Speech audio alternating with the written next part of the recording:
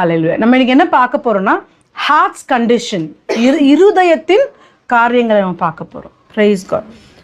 God's covenant, தேவனுடைய உடன்படிக்கை. உடன்படிக்கை உடன்படிக்கை என்றால் என்ன? What is the covenant? God's கவனன்ட்னா என்ன? ஆதியாகமம் 17வது அதிகாரம் 6-7 குயிக்கா படிக்கலாமா? உன்னை மிகவும் அதிகமாய் பலுக பண்ணி உன்னிலே ஜாதிகளை உண்டாக்குவேன். I will make you exceedingly fruitful and I will make nations of you and kings shall come from you. உனக்கும் உனக்கு பின்வரும் உன் சந்ததிக்கும் நான் தேவனாய் இருக்கும்படி எனக்கும் உனக்கும் தலைக்கு பின் தலைமுறை தலைமுறையாக வரும் உன் சந்ததிக்கும் நடுவே என் உடன்படிக்கையை நித்திய உடன்படிக்கையாக ஸ்தாபிக்கும். Praise God. And I will establish my covenant between me and you and your descendants after you in their generations for an everlasting covenant to be God to you and your descendants after you. நமக்கு எப்படின்னா தலைமுறை, ஏப்ரஹாம்க்கு அடுத்து தலைமுறை நித்தியமா அவர் நம்மக்கிட்ட என்ன வைக்கிறாரா? நம்ம தேவனா இருக்க நம்மக்கிட்ட உடன்படிக்கை வைக்கிறாரா? உடன்படிக்கை. Praise God. இப்போ நம்ம விருத்த சேதனம், கரெக்டா? அதுதான் நம்ம பழைய ஏற்பாடுல பார்க்குறோம். இப்போ நம்ம அதை தான் இன்னைக்கு நம்ம பார்க்க போறோம். A study on the circumcision. அப்படின்னா என்ன? ஏன் ஆண்டவர் அந்த மாதிரி ஒரு கவனன்ட் கொடுக்குறாரு நம்ம பார்க்க போறோம். Genesis chapter 12. அப்போ இந்த சர்க்கம்சிஷன், இந்த விருத்த சேதனம் நமக்கு எப்படி சம்பந்தப்பட்டிருக்குது, எப்படி ரிலவெண்டா இருக்குது அப்படின்னா என்ன அர்த்தம்? ஏன் அந்த தேவன் நமக்கு அந்த விருத்த சேதனம் நம்ம ஒருத்தருமே அது அந்த காலத்தில் ஏப்ரஹாமுக்கு செய்து கொள்ளணும், எல்லாம் 8 வயசுக்குள்ள இருக்கிறவங்க விருத்த சேதனம் செய்து கொள்ளணும்ட்டு ஏன் சொல்றாங்க அப்படின்னு சொல்லி தான் பார்க்க போறோம். அது என்ன, நமக்கும் அதுக்கும் என்ன சம்பந்தம் நம்ம பார்க்க போறோம். Praise God. ஆதியாகமம் 12வது வசனம் 1-4 படிக்கலாமா? கர்த்தர் ஆபிரகாமை நோக்கி, நீ உன் தேசத்தையும் உன் இனத்தையும் உன் தகப்பனுடைய வீட்டையும் விட்டு புறப்பட்டு நான் உனக்கு காண்பிக்கும் தேசத்துக்கு போ. படிமா அப்படியே. நான் உன்னை பெரிய ஜாதியாக்கி உன்னை ஆசீர்வதித்து உன் பேரை பெருமைப்படுத்துவேன். அப்பா விட்டுட்டு தகப்பனை விட்டுட்டு உன்னுடைய ஊரை விட்டுட்டு நீ நான் சொல்ற இடத்துக்கு போன்னு யாருக்கு சொல்றாரு? ஏப்ரஹாம்க்கு தேவன் சொல்றாரு. அங்க போ, நான் உன்னை கிரேட் நேஷன் ஆக்குவேன், நான் உன்னை பிளஸ் பண்ணுவேன் அப்படின்றாரு. நெக்ஸ்ட், உன்னை ஆசீர்வதிக்கிறவர்களை ஆசீர்வதிப்பேன், உன்னை சபிக்கிறவர்களை சபிப்பேன், பூமியில் உள்ள வம்சங்கள் எல்லாம் உனக்குள் ஆசீர்வதிக்கப்படும் என்றார். அப்போ தேவன் சொல்றாரு, நீ இந்த ஊர்ல இருந்து நீ போ, நான் உனக்காக ஒரு ஊர் வச்சிருக்கேன், உன்னை நான் ஆசீர்வதிக்கிறேன், உன்னை ஆசீர்வதிக்கிறவங்கள நான் ஆசீர்வதிப்பேன், உன்னை சபிக்கிறவங்கள நான் சபிக்குவேன், நீ போ அப்படின்றாரு. அதுக்கு அப்போ ஏப்ரஹாம் என்ன செய்யறாருன்னு 4வது வசனத்துல பார்க்கலாம். கர்த்தர் ஆபிரகாமுக்கு சொன்னபடியே அவன் புறப்பட்டு போனான், லோத்தும் அவனுடைய கூட போனான். ஆபிரகாம் ஆரானை விட்டு புறப்பட்ட போது 75 வயதுள்ளவனான். இப்போ ஆரான்ங்கிற ஒரு பிளேஸை விட்டுட்டு இவரு கிளம்பி போறாரு. தேவன் சொன்ன மாத்திரத்துக்கு அவர் போறாரு. ஆனாலும் எந்த ஊருக்கு போறாரு, எப்படி போறாரு, எங்க போயிருக்க போறாரு, தேவன் என்ன கொடுக்க போறாரு எதுவுமே தெரியாது. ஆனாலும் தேவன் சொன்ன மாத்திரத்துக்கு அவர் ஊரை விட்டு கிளம்பி போறாரு. இப்ப முதலாவது இங்க ஏப்ரஹாம் என்ன பார்க்கணும்? தேவன் பேசினபடியே, தேவன் சொன்னபடியே ஏப்ரஹாம் என்ன செய்யறாரு? ஒபே பண்றாரு. ஒபீடியன்ஸ். ஃபர்ஸ்ட் என்ன பார்க்குறோம்? இங்க ஒபீடியன்ஸ். ஆண்டவர் சொன்னாரா அவ்வளவுதான் செஞ்சிடணும் அப்படின்னு முதலாவது நம்ம என்ன பார்க்குறோம்? ஒபீடியன்ஸ். ரெண்டாவது ஆதியாகமம் அதே 15வது அதிகாரத்துல 1-6. After these things the word of the Lord came to Abraham in a vision. அப்போ ஏப்ரஹாமுக்கு தேவனிடத்துல ஒரு வார்த்தை வருது. என்ன வார்த்தை வருது? பயப்படாதே. ஏப்ரஹாம் சொல்றாரு. அப்போ அவரோட பேர் ஆபிராமன் இருக்குது.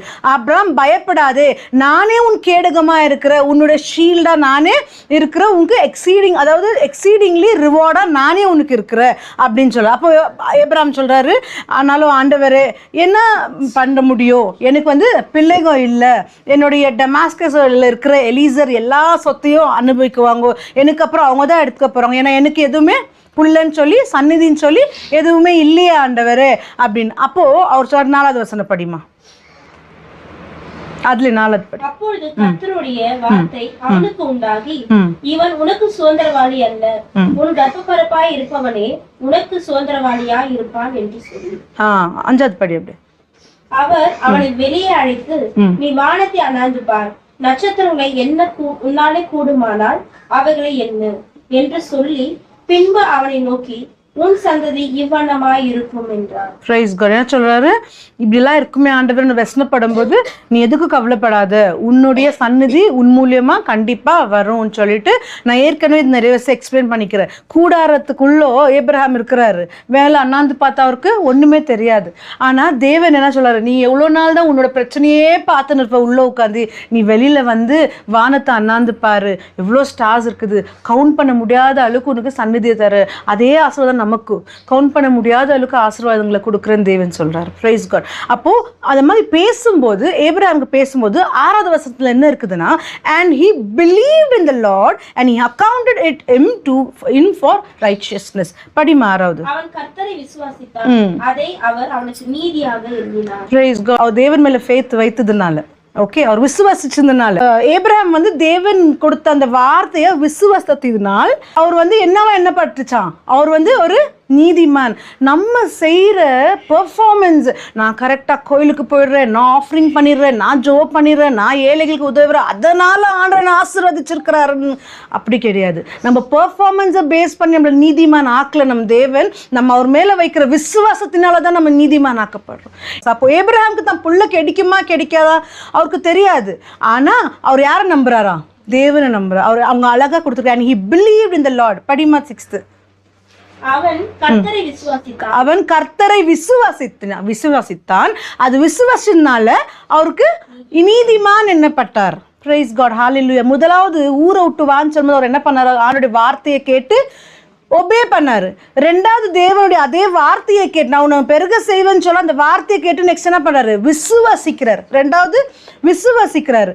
நெக்ஸ்ட் ஆதியாகமம் அதே 17 ஆதியாகம் 17 8-11 படிக்கலாம். மூன்றாவது என்ன செய்யறாருன்னு பார்க்கலாம்.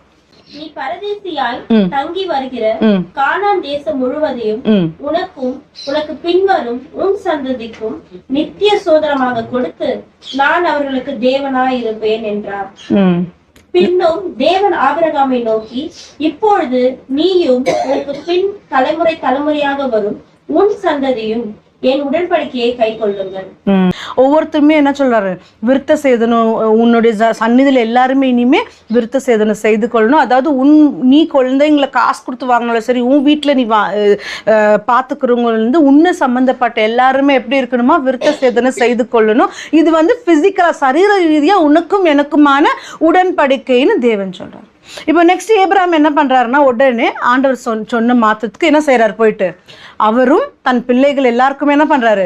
விருத்த சேதனை பண்றாரு. இப்போ அது வந்து விருத்த சேதனம் வந்து நெக்ஸ்ட் என்ன எதுல காமிக்கிறாருன்னா ஆக்ஷன்ல காமிக்கிறார். இது வலிக்குமே ஆண்டவரே, இது எப்படி செய்யறது? 8 வயசு பிள்ளைங்களுக்கு எப்படி அந்த நோவை கொடுக்கறது? அவர் பேசல. தேவன் சொன்னாரா? செய்தார். முதலாவது என்ன பண்ணாரு? ஒபே பண்ணாரு. ரெண்டாவது என்ன செய்தாரு? அவர் கொடுத்த வார்த்தையை ஒபே பண்ணாரு. அவர் கொடுத்த வார்த்தையை விசுவசிச்சாரு. இப்போ நெக்ஸ்ட் அவர் கொடுக்குற வார்த்தையை என்ன பண்றாரு? ஆக்ஷன்ல, he showed it in action. மூணாவது ஆக்ஷன்ல காமிக்கிறார். Praise God. அப்போ நமக்கும் இதுக்கு என்ன சம்பந்தம்? நம்ம வந்து பழைய ஏற்பாடு ஏதோ விருத்த சேதனம் பண்ணா இதனால நமக்கு என்ன சம்பந்தம்? What is reflection? இங்க நமக்கு என்ன reflection?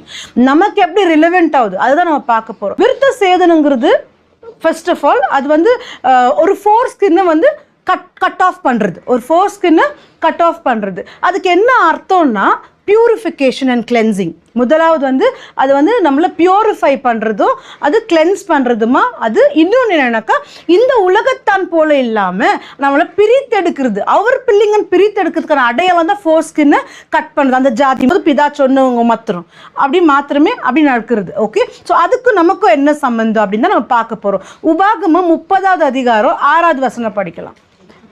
Deuteronomy 30 verses 6. And the Lord your God will circumcise your heart and the heart of your descendants to love the Lord your God with all your heart and with all your soul, that you may live. உன் தேவனாகிய கர்த்தரில் நீ உன் முழு இருதயத்தோடும் உன் முழு ஆத்மாவோடும் அன்பு கூர்ந்து பிழைக்கும்படி உன் தேவனாகிய கர்த்தர் உன் இருதயத்தை உன் சந்ததியாரின் இருதயத்தையும் விருத்த சேதனம் பண்ணி. Praise God. உன்னையும் உன் சன்னதியையும் சர்க்கம்சைஸ் பண்றாராம். எதுல சர்க்கம்சைஸ் பண்றாராம்? ஹார்ட்ல சர்க்கம்சைஸ் பண்றார்.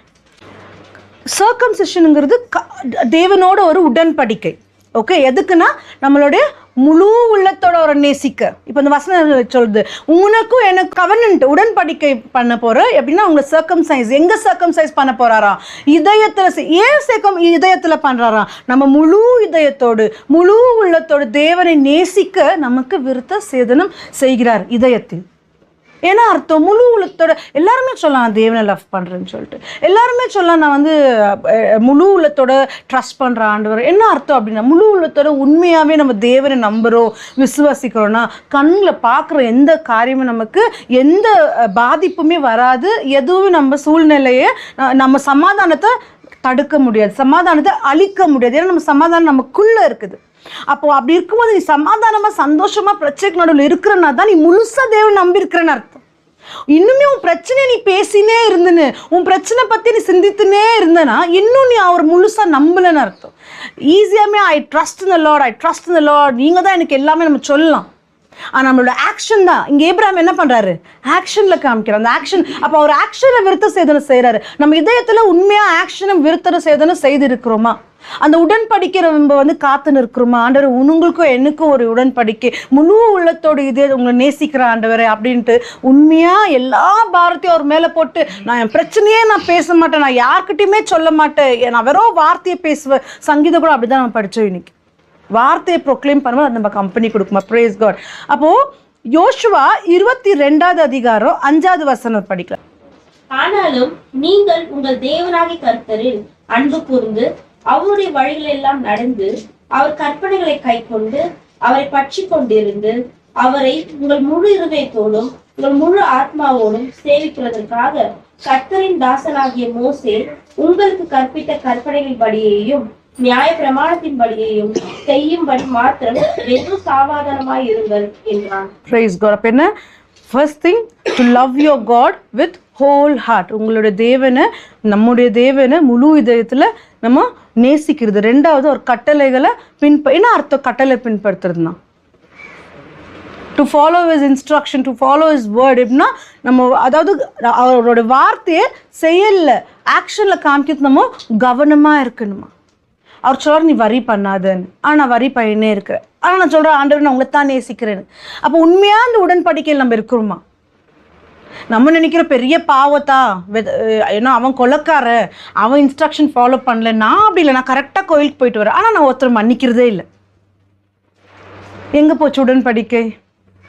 அது பெரிய தப்பாக நமக்கு தெரியாது, நம்ம அறியாமை, அது அறியாமையினால் செய்கிறது. அது அவன் நம்ம சொல்லுவான், அவன் பாரு எவ்வளோ அடித்து பெரிய பெரிய திருட்டெல்லாம் செய்கிறான், அவன் கொலைக்காரன், அவன் திருடன், அவன் கடவுளுக்குள்ள இல்லை. ஆனால் நான் அப்படி இல்லை, நான் கரெக்டாக கோயிலுக்கு போயிட்டு வந்துடுறேன், கரெக்டாக பைபிள் படிக்கிறேன், கரெக்டாக எல்லாமே ஆஃபரிங் பண்ணுறது எல்லாமே பண்ணிடுறேன்.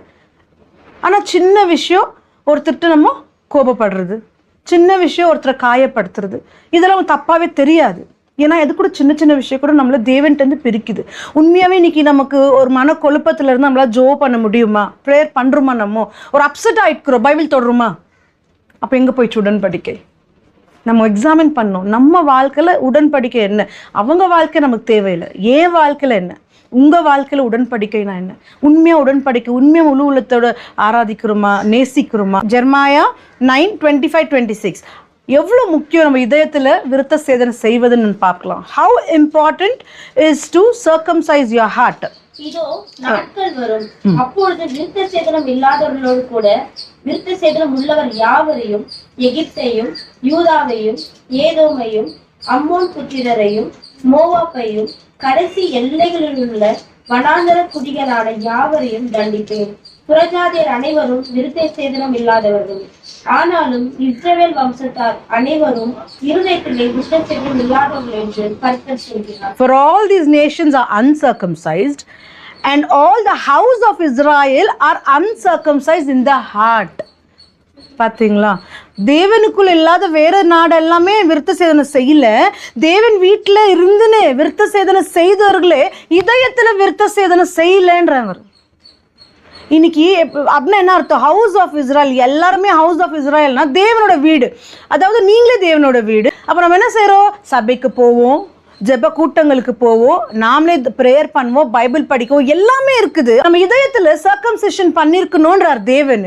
ஆனா அவரோட பிள்ளைகன் பேர் சொல்லிக்கிறேன், நான் கிறிஸ்டியன், என்னுடைய தேவன் இயேசு கிறிஸ்து, நாங்க தான் வந்து கரெக்டா இருக்கிறோம் அப்படின்னு, நான் கரெக்டா கோயிலுக்கு போறோம், எல்லாமே பெர்ஃபெக்ட், நாங்க ஒன்று பெர்ஃபார்மன்ஸை நம்பி நம்ம வாழ்ந்துன்னு இருக்கிறோம். ஆனா கோயிலுக்கு போற யாவருமே விருத்த சேதனை செய்திருக்கிறாங்கன்னு அர்த்தம் இல்லை. கர்த்தருடைய வார்த்தை படிக்கிற எல்லாருமே சர்க்கம்சைஸ் பண்ணிக்கிறோன்ட்டு அர்த்தம் இல்லை. இதயத்துல என் பிள்ளைகளா இருந்தாலும் நீங்க என் வீட்டுல இருந்துக்குன்னே விருத்த சேதனை செய்யல இதயத்துல.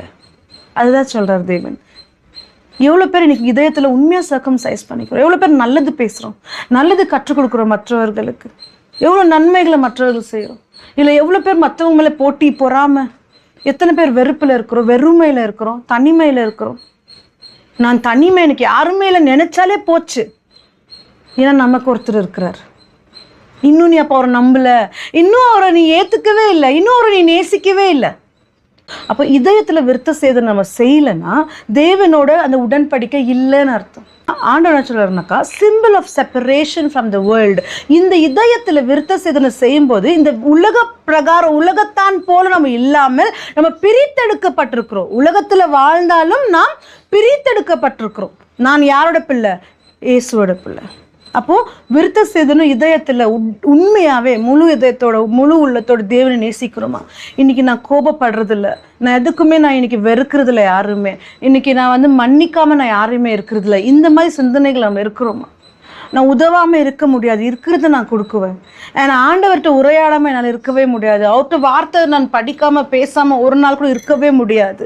என்ன அர்த்தம்? அப்போ அந்த உடன்படிக்கை விருத்த சேதனம் இதயத்தில் என்ன அர்த்தம்? நான் கண் முழிக்கும் போது இன்னைக்கு இந்த பிரேசஸ்லேயே ஏந்திக்கிறேன்னா, நான் கண் முழிக்கும் போது அப்படியே அன்னைய பாஷையிலே ஏந்திக்கிறேன்னா, நான் நடக்கும்போது போகும்போது வரும்போது என்ன சிந்திக்கிறேன்? வார்த்தையே சிந்திக்கிறேன்னா, இல்லை என் பிரச்சனைகளை சிந்தித்து கொண்டு இருக்கிறேன்னா? அவங்க எனக்கு இப்படி பண்ணிட்டாங்க, இவங்க அப்படி பண்ணிட்டாங்க, அதை செஞ்சுட்டாங்க, இதை செஞ்சுட்டாங்க, ஆஃபீஸில் எனக்கு இப்படி கொல்லிக்கு இப்படி பேசிட்டான், நேபர் அப்படி பண்ணிட்டான், இதை பண்ணிட்டான், பிரச்சனை, காசு விஷயம், இதை தான் பாண்டர் பண்ணிக்கிறோமா மைண்டில்? இதை பாண்டர் பண்ணினே இருந்தேன்னா உடன்படிக்கை தூரம் போயின்னு இருக்குது, உடன்படிக்கையில் இல்லைன்னு அர்த்தம். ஆனால் இவ்வளோ பிரச்சனை இருந்தும் ஆண்டவர் நீங்கள் என்னோட இருக்கிறீங்க, நீங்கள் தான் எனக்கு எல்லாமே. I have the mind of Christ, I am the body of Christ. எனக்கு எதிராக எழும்புற எந்த ஆயுதமும் வாய்க்காத போகும், அவர் என் பக்கத்தில் இருக்கும்போது யார் எனக்கு எதிராக நிற்க முடியும்? இந்த மாதிரி பேசி நிற்கிறோமா, சிந்தித்து கொண்டு இருக்கிறோமா ஒரு நிமிஷமும்? அதுதான் உடன்படிக்கை. முழு உள்ளத்தோடு நேசிப்பதென்றால் வெறும் அந்த நேரத்தில் உட்காந்து ப்ரேயர் பண்ண அப்புறம் என் பிரச்சனையை பார்த்துக்குன்னு, என்னோட கிச்சன் வேலையை பார்த்துன்னு, என்னோட ஆஃபீஸ் வேலையை பார்த்துன்னு, அது இல்லை, எல்லாமே பார்க்கணும். ஆனால் அந்த நேரத்துலலாம் நம்மளால் ஒரு கிச்சனில் சமையல் செஞ்சுன்னு சிந்தனை வேலை எதனா யோசிச்சுருக்க முடியும்னா அதே வேலை செஞ்சுன்னு கர்த்தர் வார்த்தை யோசிக்க முடியும். அதுதான் முழு உள்ளத்தோட தியானிப்பது.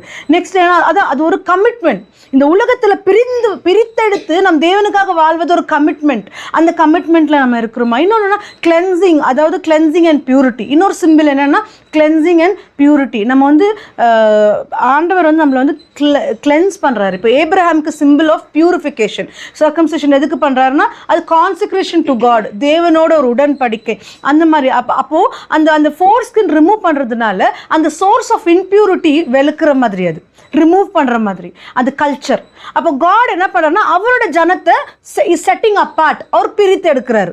அந்த மாதிரி இதயத்தில் நம்ம இன்னைக்கு சர்க்கம்சைஸ் பண்ணும்போது நம்மள அவர் என்ன பண்றாரு?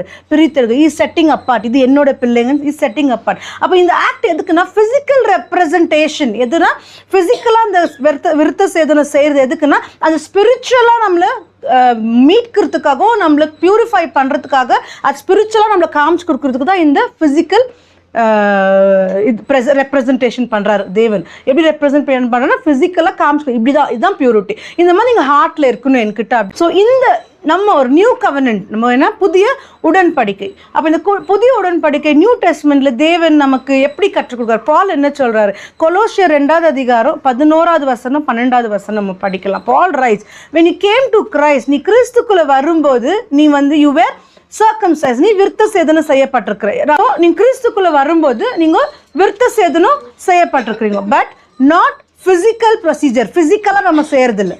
இப்போ அந்த காலத்தில் அது வந்து நமக்கு ஃபிசிக்கல் ரெப்ரசன்டேஷன். நம்ம இந்த காலத்தில் எப்படின்னா நம்ம கிறிஸ்துக்குள்ள வரும்போது நம்ம இதயத்தில் சர்க்கம்சைஸ் பண்ணுறாங்க, அது வந்து ஃபிசிக்கல் கிடையாது, ப்ரொசீஜர் கிடையாது.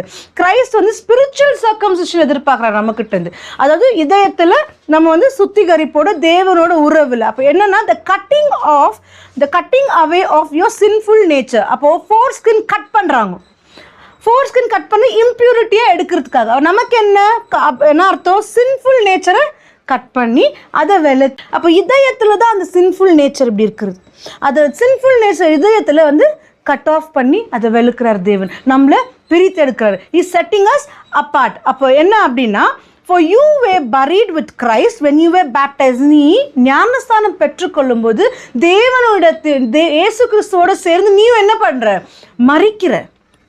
நமக்கு நிறைய பேருக்கு நமக்கு வந்து இதுக்கு அர்த்தமே புரிய மாட்டேங்குது. அதனால இன்னுமே நம்ம சரீர ரீதியாக வாழ்ந்து இன்னும் ஃபிசிக்கலாகவே நம்ம உலக பிரகாரமே சிந்தித்து உலக பிரகாரமே போராட்டம், பிரச்சனை, வறுமை, வெறுப்பு, பொறாமை, மன்னிக்க முடியல, இது எல்லாமே ஒரு ஒரு ஒரு செத்த ஒரு டெட் பாடியை நீ என்ன செய்தாலும் அதுக்கு தெரியாது. நான் நிறைய சொல்லியிருக்கிறேன். நீ வெட்டி போட்டாலும் அதுக்கு தெரியாது. அது வந்து போய் புறம் பேசுமா? செத்த போனோம் புறம் பேசுமா? உன்னை மன்னிக்காமல் இருக்குமா? உன்கிட்ட கோபப்படுமா? உன்கிட்ட எரிச்சல் படுமா? வெறுமையாக ஃபீல் பண்ணுமா? அதுதான் மறிக்கிறதுன்னு அர்த்தம். அப்போ நீங்கள் சரீரத்தில் தேவனோட மறிக்கிறது தான் ஞானஸ்தானம். அப்போ மறிச்ச பிறகும் இன்னும் நம்ம அதே பழக்க வழக்கத்தில் நம்ம இருந்தோன்னா இன்னும் மறிக்கலை, நம்ம இன்னும் மறிக்கலை, இன்னும் மாம்சத்தில் தான் இருக்கிறோம். அதுதான் இங்கே வசனம் சொல்லுது, for you were buried with Christ when you were baptized and with him you were raised. அவர் எழும்பும் போது நம்மள எப்படி எழும்புறோமா? புதிய உடன்படிக்கை, புதிய life, new life, because you trusted the mighty power of God who raised Christ from the dead. நாமளும் மரித்து உயிர் தெழுந்து புதிய ஜீவன் நமக்குள்ள இருக்குதுன்னு நம்ம இன்னுமே அதையே நம்ப முடியல நம்மளால. அது நம்பாதனால இன்னுமே நம்ம வந்து பள்ளிய வாழ்க்கை, அந்த ஓல்டு மேன் உள்ள இன்னும் நமக்குள்ள இருக்கிறதுக்கு காரணமே இன்னும் மறிக்கல, இன்னும் உணரவே இல்லை. ஞானஸ்தானம் எடுக்கிறது முக்கியம் இல்லை. தினம் தினம் அந்த சால்வேஷன், அந்த ரட்சிப்பு, தினம் தினம் அந்த ப்ரொசீஜர். ஒரு வருஷம் நான் ஞானஸ்தானம் ரட்சிக்கப்பட்டுட்டேன், பரலோகம்லாம் போக முடியாது. ரட்சிப்புங்கிறது எவ்ரிடே ப்ரோசஸ். தினம் தினம் நம்மளை சுத்திகரிக்கணும், தினம் தினம் நம்ம மைண்டை செக் பண்ணணும். ஆண்டவரே நான் உங்கள்கிட்ட ஃபோக்கஸ்டாக இருக்கேன்னா, உங்களோட சிந்தனையில் இருக்கிறேன்னா, இங்கே நான் கோவப்பட்டேன்னா உடனே நான் ஆண்டவரே எனக்கு தெரியல, நான் வந்துட்டு ஹெல்மெட் ஆஃப் சால்வேஷன் விழுந்துடுச்சு, எடுத்து நான் போட்டுக்குவேன் திருப்பியும். இங்கே நான் வந்து பொறாமப்பட்டேன்னா, ஐயோ ஆண்டவரே என்னுடைய ஹெல்மெட் விழுந்துடுச்சு, சால்வேஷன். ஏன்னா ஒரு காரியம் செய்யும்போது நான் ரட்சிப்புலேருந்து வெளியில் வந்து இருக்கிறேன். ஒரு வருஷம் நான் காசிப் பண்ணிட்டேன்னா, ஐயோ ஆண்டவரே காசிப் பண்ணிட்டேன், அப்போ என்ன விழுந்துச்சு? கீழே ஹெல்மெட் ஆஃப் சால்வேஷன் விழுந்துடுச்சு, எடுத்து போட்டுக்கலாம். திருப்பியும் போட்டுக்குன்னு தேவன்கிட்ட மன்னிப்பு கேட்டு ஹெல்மெட்டை போட்டு திருப்பியும் நம்மளால கண்டிப்பாக வார்த்தையில் பலமாக நிற்கலாம். Praise God. அப்போ இன்னைக்கு ஃபிசிக்கல் சர்க்கம்சிஷனுங்கிறது அந்த ஃபோர்ஸ்கின் ரிமூவ் பண்ணுறது, இம்பியூரிட்டி ரிமூவ் பண்ணுறது. ஸ்பிரிச்சுவல் சர்க்கம்சிஷனுங்கிறது சின் நேச்சர் ரிமூவ் பண்ணுறது, பாவ நேச்சர் ரிமூவ் பண்ணுறது. அதுதான் அந்த இம்பியூரிட்டியை ரிமூவ் பண்ணுறது. ஸோ சர்க்கம்சிஷன் நமக்கு எப்படின்னா ஒபீடியன்ஸ். முதலாவது obedience and separation from the world. நம்ம ஒபே பண்ணுறதும் இந்த உலகத்துலேருந்து. அப்போ உலகத்தில் பிரித்தெடுப்பது என்னென்னா, நம்மளே ஒரு மாதிரி தனியாக தெரியும் எல்லாருக்கும். நம்ம வந்து நடந்துக்கிற விதத்திலே இயேசுவை பார்க்கணும், நம்மளை வெளிப்படுத்தணும். நம்ம நடந்துக்கிற விதம், பேசுகிற விதம் எல்லாத்தையும் இயேசுவை வெளிப்படுத்தணும். நம்ம இன்னைக்கு என்ன வெளிப்படுத்தின்னு இருக்கிறோம்? யாரை வெளிப்படுத்தின்னு இருக்கிறோம்? அதை நம்ம கவனிக்கணும். Praise God. அப்போ 1 பேதுரு 1ஆம் அதிகாரம் 15-16 கடைசி அந்த ஒரு வசனத்தை படிக்கலாம் நம்ம. 1 Peter 1:15-16. But as he who called you is holy, you will also be holy in all your conduct, because it is written, be holy, for I am holy. So அவர் பரிசுத்தர், நாமளும் பரிசுத்தமாக இருக்கணும்னு அவர் கேட்குறாரு. அண்ட் அவர் பரிசுத்தர்னு அழைக்கப்பட்டு அது சொல்ல நீங்களும் அதே மாதிரி இருங்க. நம்மளால் பரிசுத்தமாக இருக்க முடியுமா? நம்மளால் பரிசுத்தமாக இருக்க முடியுமா? முடியாதா? பரிசுத்தமா இல்லையா? நம்ம இருக்க முடியுமா? முடியாது இல்லையா? அப்போ எதுக்கு சொல்றார் தேவன், நான் இருக்கிற நீங்களும் இருங்கன்ட்டு? சொல்லு. அந்த ஆட்ல நம்மளுக்கு அந்த கண்டிஷன் பண்ணாக்கா then we made ஓகே. ஹார்ட்ல சர்க்கம்சைஸ் பண்ணா தப்பே பண்ண மாட்டீங்க, ஹோலியா இருப்பீங்க. Praise God. இயேசு நமக்காக ரத்தத்தை கொடுத்து மரித்து உயிர் தெழுந்தார். அவருடைய நீதி, அதாவது நம்ம பாவத்தை அவர் எப்படி அவர் மேலே எடுத்து, அவர் பாவி அல்ல ஆனால் பாவம் ஆக்கப்பட்டாரோ, நம்ம நீதிமான் இல்லை ஆனால் நம்ம அவர் ரத்தத்தினால நீதிமான் ஆக்கப்படுறோம். அவர் நம்மை மன்னித்து நம்மை நீதிமான் ஆக்குகிறார். அப்போ இதை நம்ம உணரும் போது நாமளும் அவரை போல ஹோலியா இருக்க முடியும். யாரோட சாயல்ல இருக்கிறோமோ, அவர் ஹோலினா அவர் சாயல்ல இருக்கிறோமோ, அவ்வளோதான். அவர் பர்ஃபெக்ட்னா அவர் சாயல் இருக்கணுமோ பர்ஃபெக்ட், அவர் நீதிமான்னா அவர் சாயல் இருக்கணுமோ நீதிமான். ஆனால் நம்ம ஃபஸ்ட்டு நம்பணும். ஆண்டவரே நான் பாவம் செய்திருக்கிறேன், ஆனா நீங்க என்னை மன்னிச்சிட்டீங்க, நான் நம்புறேன், நீங்க என்னை மன்னிச்சிட்டீங்க, அவர் நீதிமான், அவர் போல அவர் நீதிமான் ஆக்கி இருக்கிறாரு, நான் நம்புறேன்னு எப்போ இதயத்துல இந்த பாவத்தினாலதான் எனக்கு இப்படி ஆயிடுச்சு, இந்த சாபத்தினாலதான் இப்படி ஆயிடுச்சு நான் நம்பின்னு இருந்தேன்னா இன்னும் நான் நம்பல. அவர் நமக்காக மரித்து உயிர் தெளிந்து பாவத்தை எடுத்துட்டாரு, நான் இன்னும் நம்பாம இருக்கிறேன். அப்படி நம்பினா நீ நீதிமான் ஆக்கப்பட்டிருக்க. Price God. அப்போ நம்மளால கண்டிப்பா ஹோலியா இருக்க முடியும். Spiritual circumcision through salvation. ஆவிக்குரிய விருத்த சேதனம் என்னன்னாக்கா அவருடைய ரட்சிப்புனால, அவர் கொடுத்த ரட்சிப்புனால. ஸோ ரட்சிப்புங்கிறது ஒரு நாள் இல்லை, நான் சொன்னது ஒரு ரட்சிப்புங்கன்னா நம்ம தினம் நம்ம சுத்திகரிக்கணும். அதுதான் சர்க்கம்சிஷன், சுத்திகரிப்பு, பியூரிட்டி. இம்பியூரிட்டியை எடுத்து போட்டு பியூரிட்டி. அப்போ தினம் சுத்திகரிக்கணும். தினம் ஓகே இந்த மைண்ட் இன்னைக்கு அப்செட் ஆயிடுச்சா, உடனே இயேசு நாமத்தினால அப்புறப்படுத்துற வெளியேற்றிட்டு அவர் வார்த்தையை சொல்லி திரும்பவும் அவருக்குள்ள வந்துடணும். அந்த சீக்ரெட் பிளேஸ்ல வந்துடணும். அந்த சீக்ரெட் பிளேஸ், அதாவது ஒரு நாள் கூட நம்ம சீக்ரெட் பிளேஸ்ல இருந்து வெளியில வரக்கூடாது. ஒரு செகண்ட், அதாவது சாத்தான் வந்து கர்ஜிக்கிற சிங்கம் போல வகை விரித்து காத்து கொண்டு இருக்கிறான், யாரை எப்போ விழுங்கலான்ட்டு. ஒரு செகண்ட் போதும் அதுக்கு. அப்போ நம்ம என்ன பண்ணிடுறோம், ஒரு நாள், 2 நாள், 3 நாள் அப்செட்டாகவே வச்சுக்கிறது மைண்டை, அப்படி இதயத்தில் அந்த கன்ஃபியூஷன்ஸுக்கு வச்சுக்கிறது. அப்போ என்ன நடக்கும், அந்த தாட்ஸ் நமக்குள்ள அதிகமாக பெனட்ரேட் ஆகும். உள்ளே பெனட்ரேட் ஆகி வெளிப்பாடு எப்படி இருக்கும்னா நமக்கு நம்ம ஆண்டரை வெளிப்படுத்தாமல் நம்ம வந்து வேற மாதிரி வெளிப்படுத்துகிறோம். அதனால தான் அப்போ என்னென்னா சர்க்கம்சிஷன் இதயத்தில் தினம் நடக்கணும். தினம் செக் பண்ணிக்கணும் நம்மள. ஆனா ஹோலி லைக் ஜீசஸ், நான் நீதிமான் ஆக்கப்பட்டிருக்கிற போல இருக்கிறேன்னா, எனக்கு சிந்தனை கிறிஸ்துவ சிந்தனையாக இருக்கிறதா அப்படின்னு நம்ம ஒரு நேரம் ஒரு வேளை இல்லைன்னா யாருமே வந்து அப்படியே இருக்க முடியாது. நம்ம எல்லாருமே விழுந்து போகிறோம். விழுந்து போகும்போது ஆனால் விழுந்த மாத்திரமே இருக்கணும்னு அவசியம் இல்லை. ஒரு சாம்பியன் இந்த மேட்ச்சில் தோத்துட்டான்னு வீட்டில் உட்காந்துக்கிறது இல்லை. அவன் இன்னும் ட்ரெயின் பண்ணுவான், இன்னும் ட்ரெயின் ஆகி நெக்ஸ்ட் நான் ஜெயிக்கணும்னு வருவான். அந்த மாதிரி விழுந்து போயிட்டா விழுந்த மாதிரி இருக்க ஒரு சாம்பியன் எப்படியோ அந்த மாதிரி கிறிஸ்துவோட வார்த்தையில சாம்பியனா எழுந்திருச்சிடணும். யாருமே தப்பு பண்ணாதவங்க இல்லை. கில்ட் கொடுக்குறதே ஐயோ நான் தப்பு பண்ணிட்டேனே, இதுக்கு மேல்ட்டு எப்படி என்னுடைய மினிஸ்ட்ரி, எப்படி என்னுடைய வாழ்க்கை, எப்படி இல்லை கில்ட் சேட்டன் வருது. எப்படி சாத்தான் கில்ட் கொடுக்குறான்னு நான் உங்களுக்கு சின்ன எக்ஸாம்பிள் நான் சொல்றேன். அதாவது நான் ஆஃபீஸில் வரும்போது ஒரு மசாலா பூரி பசி எடுத்துச்சுன்னு ஒரு மசாலா பூரி சாப்பிட்டு வந்துடலாம். ஏன்னா வீட்டுக்கு வர முடியாது, வேற வேலை இருக்குது, வீட்டுக்கு வர லேட் ஆகும்னு சொல்லிட்டு ஒரு மசாலா பூரி சாப்பிட்டு கிளம்பிடலாம் அப்படின்னு ஆஃபீஸ்கிட்டே போய் நின்னேன். அதை நான் சாப்பிட்டு போகும்போது அவர்கிட்ட நான் எடுத்து சாப்பிட்டு இருக்கிற ஒரு கூலிக்காரங்க இந்த டவல் மேலே தலையில் இருக்குது, அது கூட எடுக்கல. அவங்க வந்துட்டு ஒரு கையில் இப்படி 50 ரூபா வச்சுக்கின்னு வந்துட்டு எவ்வளோ ஒரு மசாலா பூரின்னு கேட்குறாங்க. அந்த மசாலா பூரி எவ்வளோன்னு கேட்கும். அவர் 35 rupees அப்படின்னு சொல்கிறாரு. அந்த காசை பார்த்து ஒரு பிளேட் கொடுங்கன்னு சொல்லிட்டு அப்படி ஓரமாக உட்காந்து சாப்பிட்றாங்க. நானும் வந்து சாப்பிட்டுனே இருந்தேன். அவங்கள நான் ஏதோ கண்டுக்கல பார்த்தேன். திடீர்னு எனக்கு ஒரு வெளிப்பாடு, நீ அவங்களுக்கு காசு கொடு அப்படின்னு சொல்லிட்டு, அவங்களுக்கும் சேர்த்து கட்டு அப்படின்னு சொல்லிட்டு. அப்போ உடனே நான் என்ன பண்ணேன், சாப்பிட்டுட்டு அவங்களுக்கும் சேர்த்து நான் கட்டுறேன்னு சொல்லிட்டு 70 rupees கட்டிட்டு அங்கத்துலேருந்து நான் கிளம்பி வரேன். அப்போ அவங்க வந்து கட்ட வரும்போது இல்லை அவங்க கட்டிட்டாங்க. அழகாக ஒரு ஸ்மைல் கொடுத்தாங்க, சந்தோஷமாயிடுச்சு மனசுக்கு. அப்போ சரி இப்படி ஸ்மைல் பையனே எனக்கு ஓகே அப்படின்னாங்க. சரி நான் வண்டி எடுத்துன்னு அவங்களை பார்க்கவும் திரும்பி பாய் சொல்கிற மாதிரி ஒரு தலை ஆட்டினாங்க சிரிச்சுக்குன்னு. நானும் இப்படி தலை ஆட்டிட்டு நான் அந்த ரோடு ஃபுல் தாண்டி ரைட் எடுத்துன்னு வர மெயின் ரோடில். அப்போ எனக்கு டக்குன்னு ஃப்ளாஷ் ஆகுது, என்னுடைய பேக் கவரில் 100 rupees நோட் இருக்குது. அது கொடுத்துட்டு இருந்துக்கலாமே, கொடுத்துருந்தா நல்லா ஆயிடுச்சு. அவங்களுக்கு என்ன தேவையோ 50 ரூபாய் ஆயிடுச்சு கையில். உடனே எனக்கு ரொம்ப மனசு என்ன ஆயிடுச்சு, ரொம்ப கில்ட்டு, கொடுக்காம ஆயிட்டனே அப்படின்னு ஒரு மாதிரி வெஸ்டனும் ஆயிடுச்சு. ஓகே, அப்போ உடனே டக்குன்னு ஆண்டவர்கிட்ட பேசுகிறாரு. சொல்கிறாரு, அங்கே 35 ரூபாய் கொடுத்து பானிபூரி நீ வாங்கி கொடுன்னு சொன்னனே, அங்கேயும் உனக்கு 100 ரூபாவே கொடுன்னு சொல்லிக்க முடியாதா என்னால்? அங்கே சொல்லாமல் நான் இன்னும் இங்கே சொல்ல போகிறேன்னா அப்போ என்ன அர்த்தம்? நமக்கு ஒரு சந்தோஷத்தை, ஒரு ஜாய், அந்த ஒரு 35 ரூபாய் ஹெல்ப் பண்ண எனக்கு ஒரு ஜாய், அவங்க சிரிப்பை பார்த்துனா ஒரு ஜாய், அந்த ஜாயை அழிக்கிறதா சேட்டனோட வேலை. நல்ல மாதிரி தான் வரும், 100 ரூபாய் குத்துக்கக்கூடாது, நல்ல விஷயம். ஆனால் அதில் எனக்கு என்ன கொண்டு வந்துச்சு, கில்ட்டு கொண்டு வந்தேன். அப்போ அது யார்கிட்ட இல்லை, தேவன்கிட்ட இல்லை, சாத்தான்ட்டு. அதனால நம்ம வந்து எக்ஸாம் ஒரு நிமிஷம் நம்ம எக்ஸாமின் பண்ண யார்கிட்ட இருந்து வருது. அந்த 100 ரூபாய் நான் கொடுக்கல, நான் கொஞ்சம் வெசனப்பட்டதுனால என்னோட இருந்த சந்தோஷம் அழிஞ்சு போச்சு. அப்போ டக்குன்னு தேவன் சொன்னோன்னு ஓடி போய் நாமத்தினாலன்னு சொல்லிட்டு சந்தோஷமா நான் வந்தேன். ஆனால் இதில் நான் என்ன கற்றுக்கிறேன்னா, ஒரு சின்ன சின்ன விஷயம் நல்ல மாதிரி வரும், ஆனால் அங்கேயும் குற்றம் வச்சுக்கிட்டு நம்மளோட சந்தோஷத்தை. அப்போது கடவுள் கொடுக்குற வார்த்தையை டிஸ்ட்ராய் பண்ணுறது அதோட வேலையே. டிஸ்ட்ராய் பண்ணி நம்மளை கில்ட்டில் போட்டு, நம்மளை கஷ்டத்தில் போட்டு, வேதனையை கொடுத்து கடவுள் வெளுக்கிறது அது வேலையே.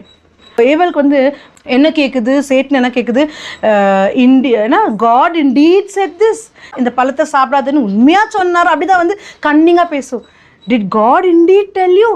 அப்போ என்ன நடக்கும் நமக்கு, இது உண்மையாக ஆண்டதா சொன்னாரோ இல்லை நம்மளே நினச்சிக்கணுமோ, இந்த மாதிரிலாம் யோசிக்க தோணும். டவுட் கொடுக்குது, நமக்கு கன்ஃபியூஷன் கொடுக்குது. அப்போ அது என்ன ஆகுது, அந்த டவுட் வந்த மாத்திரத்தை அந்த பழத்தை, அதுக்கு முன்னாடி இருக்கிற பழத்தை அது வந்து கவனிக்கல. ஆனால் டவுட் கொடுத்த மாத்திரம் ஒரு வேளை நம்ம உண்மையாக ஆண்டவர் மேலே ஆயிடுவோன்ட்டு, இது சொன்ன மாதிரி இருக்குமோ சரின்ட்டு அந்த பழத்தை பார்க்குது. பார்த்தோன்னே கண்களுக்கு இனிமையா, புசிக்கிறதுக்கும் இன்பமா நல்லா இருக்குதுன்னு என்ன பண்ணுறது, உடனே எடுத்து சாப்பிட்றது.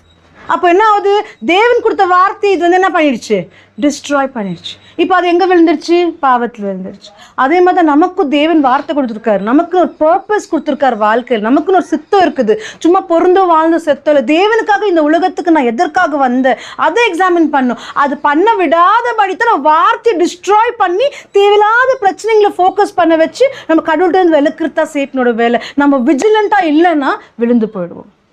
சோபர் மைண்டாக இல்லைன்னா, தெளிந்த புத்தியாக இல்லைன்னா விழுந்து போயிடுவோம். அதனால நம்ம சின்ன சின்ன காரியத்திலையோ நம்ம வந்து எக்ஸாமின் பண்ணது தேவன்டன் தானா இல்லையா, தேவன்டன். அப்போது இந்த மாதிரி வெளிப்பாடு எப்படி கிடைக்கும்? இப்போ நிறைய பேருக்கு இந்த மாதிரி ஆகலாம். ஆனால் இது ஆண்டவர்டன் தான் இல்லையா, கில்ட்டுனா என்ன, எப்படி கற்றுக் கொடுத்தார் தேவனு? எப்போ நீங்கள் அதிகமாக வார்த்தையில் இரவும் பகலும் தியானிக்கிறீங்களோ ஆண்டவர் உங்கள்கிட்ட க்ளோஸ். தேவன் வார்த்தையை கொடுக்குறாரு, அதை ப்ரொக்ளைம் பண்ணும்போது அவர் நம்ம கம்பெனியாக இருக்கிறாரு. ஸோ அப்போ அவர் கம்பெனியாக இருக்கிறதுனால தான் அவர் நம்மகிட்ட பேசுகிறாரு, ஒரு காரியத்தையும் சொல்லி கொடுக்குறாரு. ஸோ இதுதான் அர்த்தம் அந்த வசனத்துக்கு. He accompanies you everywhere you go. அப்போ நீ எந்த காரியம் முடிவெடுக்கிறியோ, எந்த காரியம் யார்ட்ட நம்ம பேசுகிறோமோ அது தேவன்ட்டு அந்த வருதா இல்லையான்னு நம்மளால் தீராக நமக்கு எக்ஸாமின் பண்ண முடியும். எப்போன்னு சொன்னால் அவர் கம்பெனி, அவரோட வார்த்தை நம்ம கூட கம்பெனி கொடுக்கும்போது. அப்படி கம்பெனி கொடுக்கணும், நம்ம அவர் வார்த்தையில் இரவும் பகலும் இருக்கணும். So the importance of obedience, நமக்கு எப்படி ஒபீடியன்ஸ்னா ரிலேஷன்ஷிப் வித் காட். தேவனோட நம்ம ஒரு உறவு வைக்கும்போது அந்த covenant between you and me, அதாவது God and me, you and God, அந்த ஒரு ரிலேஷன்ஷிப் தான் கவர்னன்ட். இதயத்தில் நீங்கள் தேவனோட உறவு வைப்பது தான் கவர்னன்ட். ப்ரைஸ். அந்த கவர்னன்ட் இருக்கும்போது நம்ம எப்படி இருக்கோம்னா கமிட்டடாக இருப்போமா. True faith requires obedience. உண்மையான விசுவாசம் கீழ்ப்படிதல தான் நம்ம காமிக்க முடியும். Praise God.